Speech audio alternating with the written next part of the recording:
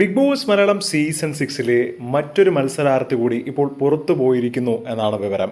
ഇപ്പോൾ ലാലേട്ടൻ്റെ പിറന്നാൾ ആഘോഷത്തിൻ്റെ ആ ഒരു എപ്പിസോഡൊക്കെ ഷൂട്ട് ചെയ്ത് കഴിഞ്ഞു. നാളെ ആയിരിക്കും അത് ടെലികാസ്റ്റ് ചെയ്യുന്നത്.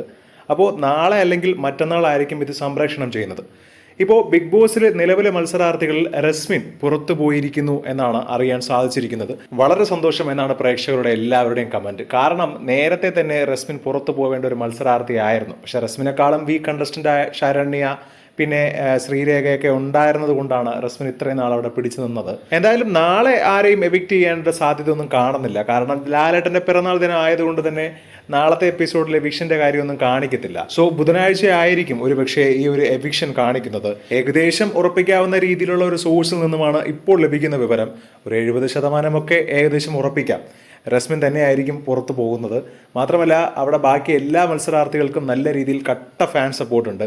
പിന്നെ മത്സരാർത്ഥികൾ കുറഞ്ഞു വരുന്നത് കൊണ്ട് തന്നെ ഒരു എവിക്ഷൻ ആയിരിക്കാം മേ ബി, അല്ലെങ്കിൽ 2 എവിക്ഷനൊക്കെ വയ്ക്കുമ്പോൾ ഇനി ആരാണ് അടുത്ത സാധ്യത എന്നറിയില്ല. പക്ഷേ ഇപ്പോൾ ലഭിക്കുന്ന വിവരം അനുസരിച്ച് റസ്മിൻ തീർച്ചയായും ബിഗ് ബോസ് ഹൗസിൽ നിന്നും വിട പറഞ്ഞു എന്നതാണ്.